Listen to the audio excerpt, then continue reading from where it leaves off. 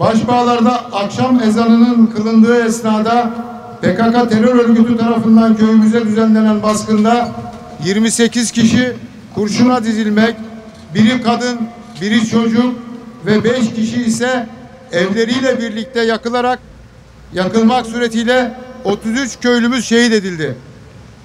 Köy camisi basılarak 22 köylümüz camide olmayanlar ise evlerinden tek tek toplanarak köy meydanına getirildi. Katliam burada 45 dakika boyunca daha önceden itina ile hazırlandığı belli olan ve sonrasında şehitlerimizin de üzerine bırakılan bildirim metniyle de aynı içeriğe sahip örgüt propagandası yapıldıktan sonra gerçekleşti. Ayrıca köyümüzün camisi, okulu, öğretmen lojmanı, imamevi, mahalle ve köy odası ve olay anında köyde bulunan 4 araç yakıldı. Köyde bulunan 210 hanenin 191 hanesi yakılıp yıkıldı. Büyükbaş, küçükbaş ve kümes hayvanlarımız da telef edildi. Bu katliamda 33 köylümüz ile birlikte hayvanlar, ağaçlar, doğa, tarih, kültür ve umutlarımız yok edildi. Bu katliamı bir yönüyle de bu soykırımı yapan 150 kişilik hain grup ise ellerini kollarını sallayarak köyümüzü terk etti. Velhasıl bu katliamda geçmişimiz ve o günümüz yok edildi. Geleceğimiz yok edilmek istendi. İnsan hakları savunucuları, insanlık onuru için mücadele edenler, insanlık yemini edenler neredeler? Araştırmacı gazeteciler, yazarlar, şairler ve tarihçi akademisyenler neredeler? Entelektüeller, aydınlar, doğa severler, çevreciler, hayvan hakları savunucuları neredeler? Bıkmadık anlatmaktan, usandık anlaşılamamaktan.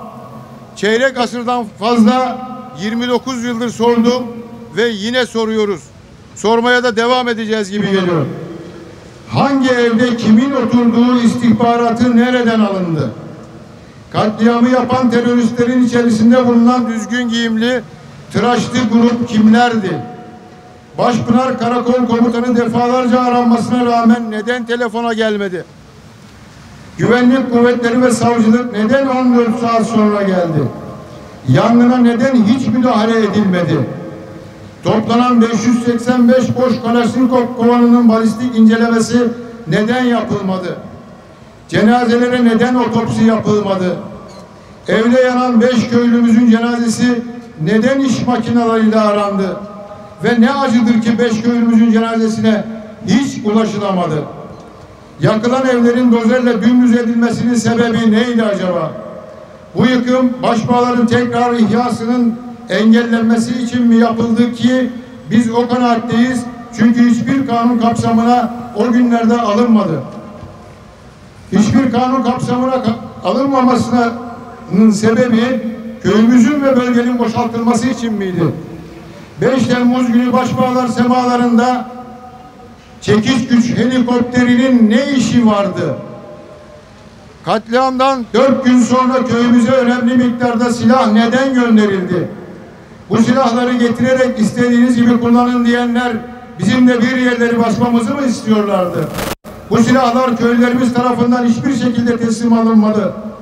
Daha sonra Tunceli'nin bize yakın köylerinden 16 kişiyi Kemaliye jandarması köyümüzün içinden gözümüze sokuncasına neden götürdü? Bir gün sonra ise hepsi neden serbest bıraktı? Diğer itirafçı sanık Kahramanmaraş'ın Elbistan cezaevinden neden hiç getirilmedi? İtirafçı sanık da dahil olmak üzere Başbağlar katliamından dolayı ceza alan bir tek kimse neden olmadı?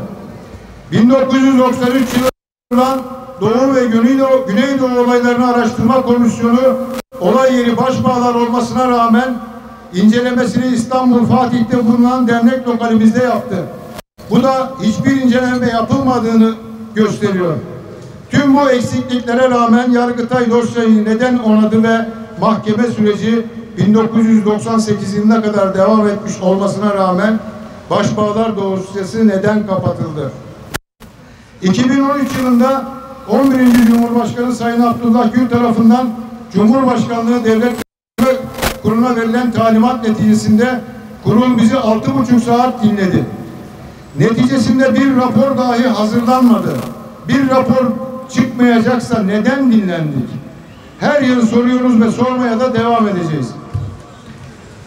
Onur ve gururla söyleyebiliriz ki biz Başbağlar halkı olarak o gün basiret ve ferasetimizle Türkiye üzerinde oynanmak istenen bu oyuna gelmedik ve köyümüzü de hiçbir zaman terk etmedik.